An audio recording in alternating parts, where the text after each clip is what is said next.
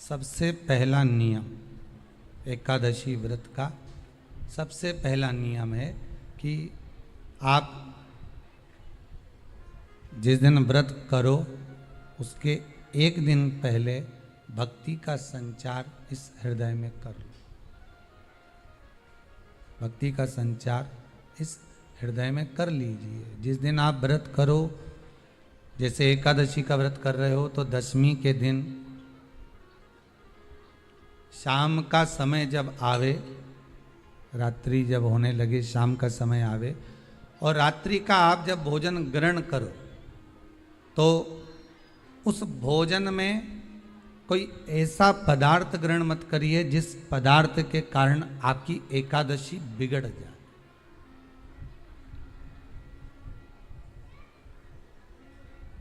कोई बेकार भोजन में ग्रहण नहीं करना, श्रेष्ठ भोजन ग्रहण करिए दशमी के दिन। और एकादशी का दूसरा नियम बहुत ध्यान से सुनिएगा। जिस दिन आपकी एकादशी का व्रत हो उस दिन प्रयास करिएगा कि अपने हाथ से किसी भी वृक्ष की कोई पत्ती टूटे ना। अपने हाथ से किसी भी वृक्ष की, पौधे की, किसी भी वृक्ष की पत्ती अपने हाथ से ना टूटे। बहुत ध्यान दीजिएगा महाराज। एकादशी का ये दूसरा नियम है कि अपने हाथ से किसी पौधे की, किसी वृक्ष की, किसी डाली की कोई पत्ती टूटे ना, कोई पत्ती ना टूटे, इसका प्रयास करिए।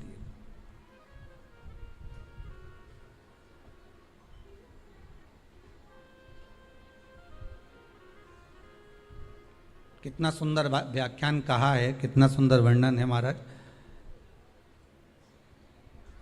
कि मात्र एकादशी का व्रत कर लेने पर,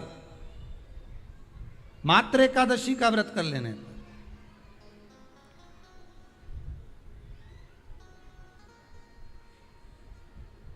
जो पूर्व में किया गया हमारा पाप कर्म है, हमने किसी जीव की हत्या करी है, हमने किसी को कष्ट प्रदान करा है, हमने किसी को अपशब्द कहा है, हमने किसी को ताने दिए, हमने किसी को आड़ा टेढ़ा कहा है, हमने किसी को गालियां दे दी है, मात्र एकादशी का व्रत ही कर लेने पर ये सारे जो दोष हैं वो समाप्त हो जाते हैं।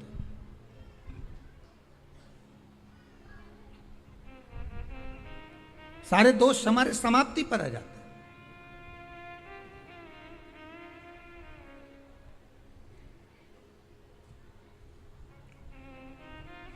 अब एक विचार करिएगा थोड़ा सा अपने मन में, अपने चित्त में, अपनी वृत्ति में एक बात उतारिएगा। एक अपने मन में एक बात को उतार कर रखिएगा कि आप अपने पाप को, अपने पाप कर्म को जिस दिन छिन्न करने वाले हो, समाप्त करने वाले हो, अपने पाप को आप जिस दिन समाप्ति पर लेकर जा रहे हो तो उसके एक दिन पहले आपको प्रसन्नता होना चाहिए कि नहीं होना चाहिए कि कल मेरा पाप कटने वाला है, कल मेरा पाप समाप्त होने वाला है।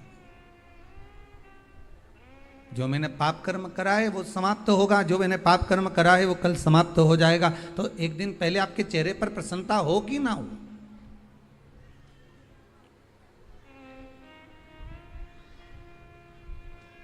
और चेहरे पर वो प्रसन्नता आपके आना चाहिए कि कल मेरा एकादशी का व्रत है, आज दशमी है, कल एकादशी का व्रत है, तो कल मेरी जब एकादशी का व्रत रहेगा तो मेरा ना जाने कितना कितना पाप, कितना असत्य, कितना झूठ, कितना प्रपंच वो समाप्त हो जाएगा। इसमें मुझे प्रसन्नता हो, इसमें मुझे आनंदता हो।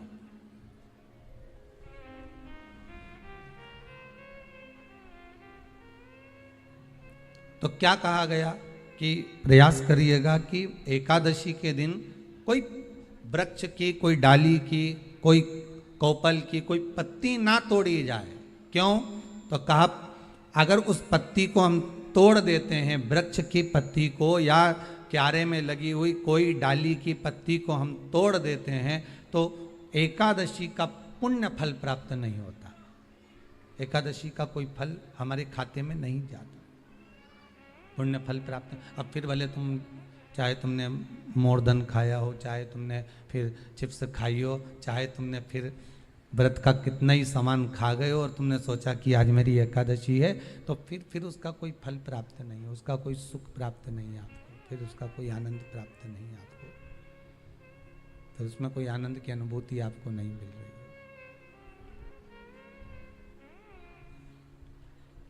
है। एकादशी के दिन जब आप जल शंकर को चढ़ाने तो रोज ही जाते, जब एकादशी का दिन रहे और शंकर जी के मंदिर में आप जल समर्पित करें तो 3 बार मुख से स्वधा स्वधा स्वधा या स्वधा स्तोत्र का पाठ, जिसमें 12 श्लोक 2-4 हैं। पैसा तो आ रहा है और घर में टिक नहीं रहा, डॉक्टर में, पुलिस में, एक्सीडेंट आदि में, कहीं गलत जगह पर व्यसन में अगर पैसा जा रहा है, जुए में, मांसाहार, मदिरा पान, या कहीं आया पैसा आने में कमी नहीं, आ रहा है पर टिक नहीं रहा, रुक नहीं रहा, कोई मांगने आ गया, दे दिया, फिर वहां से अपने पास नहीं आ रहा, अपन कह रहे हैं भैया हमारा पैसा लौटा दो, नहीं आ रहा। तो महाराज शिव महापुराण की कथा कहती है, एकादशी के दिन गंगा के जल में मात्र 7 बेलपत्री डालकर जो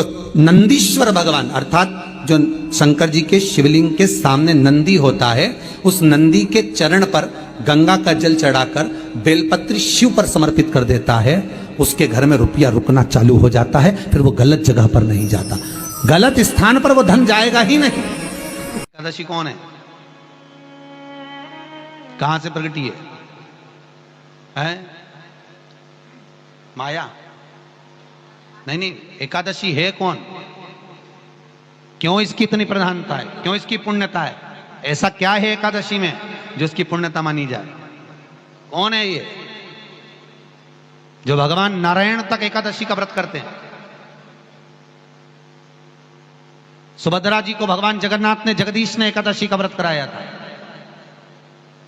बद्रीनारायण भगवान को माता लक्ष्मी ने एकादशी का व्रत कराया था। क्यों? चंद्रायण एकादशी व्रत की माता। एकादशी है कौन? तो कहा जिसको व्रत करने पर भगवान नारायण भी जिसका व्रत करते हो, भगवान माता लक्ष्मी जिसका व्रत करती हो, वो एकादशी है कौन? तो शास्त्र वर्णन करता है महाराज, स्कंद पुराण का सुंदर चातुर्मास्य खंड के अंतर्गत वर्णन आया है महाराज। एक बार भगवान विष्णु आनंद में विराजमान थे, पद्मावती और माता लक्ष्मी दोनों उनके पास में विराजी हुई थी, दोनों बैठी। भगवान लक्ष्मी और पद्मावती दोनों बैठी, एक सिर के पास, एक चरण के पास। कुछ समय बाद वहीं पर ब्रह्मदेव का आगमन हुआ और ब्रह्मा जी आगमन पाकर भगवान नारायण पद्मावती से लगकर उठे और उठकर लक्ष्मी की ओर झुके। झुकने पर इन तीनों के समागम से भगवान नारायण के हृदय चित्त से एक कन्या प्रकट हो गई। उस कन्या का नाम एका था। क्या नाम था? एका। अब 10 उसके गुण इतने प्रबल थे, वो 10 गुण उसके बड़े प्रबल थे कि वो एका जिसको निहारती थी उसको संपदावान बना देती थी, जिसको देख लेती थी उसके जीवन में वो आनंद की अनुभूतियां करा देती थी। एका जिस मार्ग से जाती थी उस मार्ग के द्वार खोल देती थी। एका का पुण्य इतना पुण्य प्रखर। पद्मावती और लक्ष्मी ने कहा महाराज ये बेटी आपके द्वारा निर्मित हुई है, इसका कन्यादान करना चाहिए। हमारे यहाँ हिंदू धर्म में रीति है, जिस दिन कन्यादान करा जाता है उस दिन व्रत रखा जाता है। अब आजकल रखते कि नहीं रखते हो मालूम नहीं, और कन्यादान करते समय व्रत रखा जाता है। व्रत रखना, एका का कन्यादान करना है। भगवान बोले कन्यादान करें, किसको दें? एका किसको दी जाए? एका प्रदान किसको करी जाए? पुण्यता किसको दी जाए? भगवान नारायण ने उसी समय लक्ष्मी और पद्मा से पूछा, तुम बताओ। पद्मा लक्ष्मी दोनों एका से पूछी, एका बताओ इसका पुण्य हम आपका हस्त कमल आपको प्रदान किसको करें, हम किसको दें? एका कहती है पिताजी, भगवान से कहती है नाथ कृपा करिएगा मेरे को, अगर प्रदान करना चाहती हो, अगर मुझे देना चाहते हो तो एक काम करो, एक काम करो। यदि आप देना चाहते हो तो भगवान एक काम, माता ने कहा कि पिताजी अगर कुछ देना चाहते हो तो ऐसी कृपा करो, संसार के मनुष्य अगर मृत्यु लोक में आकर के अंदर 2 एकादशी का भी पुण्य भाग अगर ग्रहण करते हैं तो ये एका उनकी होती है और वैकुंठ का राह खोल देती है। इनके जाने से पहले अगर मैं प्रवेश करती हुई जाऊंगी और इनके मार्ग को सुलभ बनाती हुई जाऊंगी, वो एका 10 गुण के कारण एकादशी। 2 चीजों को याद रखिए, गौदान और एकादशी। श्रीमद् वल्लभाचार्य जी ने मायावत का खंडन करा था जगन्नाथपुरी में, और श्रीमद् वल्लभाचार्य जी ने कहा था एकादशी मरने के बाद मत दो, एकादशी जीते जी दो। कहा था कि नहीं कहा था? जीते जी दान करिए। इसलिए जगदीश में जगन्नाथपुरी में एकादशी उल्टी लटकी हुई है। कने अपने दर्शन, जगदीश में एकादशी को उल्टा लटकाया। क्यों? क्योंकि वल्लभ ने कहा कि एकादशी जीते जी दो। कई पंडितों ने कहते हैं तुम्हारे दादाजी मर गए, जब 12वें का दिन होता है ना तो पंडित जी संकल्प छुड़ाते हैं, देव एकादशी। बड़े बेटे ने 5 दे दी, छोटी बहू ने 3 दे दी, उसने 2 दे दी, उसने 2 दे दी। तो क्या तुम्हारे दादाजी भिखारी थे जो तुम्हारी एकादशियां लेकर जाएंगे? और तुम कौन होते हो दादाजी को एकादशी देने वाले? तुमने कौन सा इतने पुण्य कर लिए जो तुमने एकादशी दे दी? एकादशी के दान की महत्वता श्रीमद् वल्लभाचार्य जी ने कहा कि कोई व्यक्ति अगर खटिया पर सड़ रहा है, पलंग पर तड़प रहा है, हॉस्पिटल में पड़ा हुआ है, तो निवेदन है कि उसको देखने जाओ तो अपनी करी हुई एकादशी में से 2 एकादशी का दान उसको तुरंत दे दो। क्यों? तो जिससे उसको मोक्ष मिल जाए, मरने के बाद नहीं। क्योंकि मरने के बाद तो वो 10वें के दिन, गरुड़ पुराण में लिखा है 10 दिन तक जीवात्मा घर की अटारी पे रहती है। कितने दिन? 10 दिन। 10 दिन के बाद जीवात्मा चली जाती है। कहां जाती है? उसको जहां जाना है। 3 दिन में उसको भोग भोगना पड़ता है जीवात्मा को। 3 दिन नरक का भोग भोगती है, उसके बाद स्वर्ग का भोग भोगती है। 18 दिन में ये प्रोसेस पूरी हो जाती है। कितने दिन? 18 दिन। 18 दिन के बाद में उस जीवात्मा को धान के खेत में पटका जाता है। किसके खेत में? धान के, चावल के खेत में। इसलिए कहते हैं एकादशी के दिन चावल मत खाओ। कहते कि नहीं कहते? और क्या कहते हैं? द्वादशी के दिन चावल खाना जरूरी है। एकादशी का पालना करना है तो द्वादशी को चावल का 1 ग्रास खाओ, तब द्वादशी को चावल खाओगे तो एकादशी लगेगी।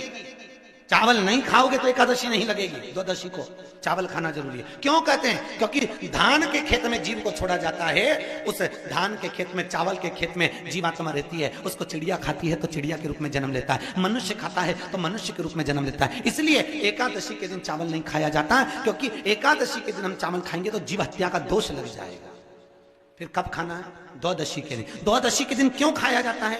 क्योंकि हम एकादशी के व्रत करे रहते हैं, और पहला घासा जब चावल का खाते हैं तो अपनी करी हुई एकादशी का पुण्य, जितने जीव हमारे मुंह में जाते हैं उनको उसका पुण्य मिल जाता है, और उनका फिर जन्म नहीं होता, वो तर जाते हैं, उनको एकादशी का भाग मिल जाता है। इसलिए कहते हैं एकादशी को चावल मत खाओ, पर द्वादशी को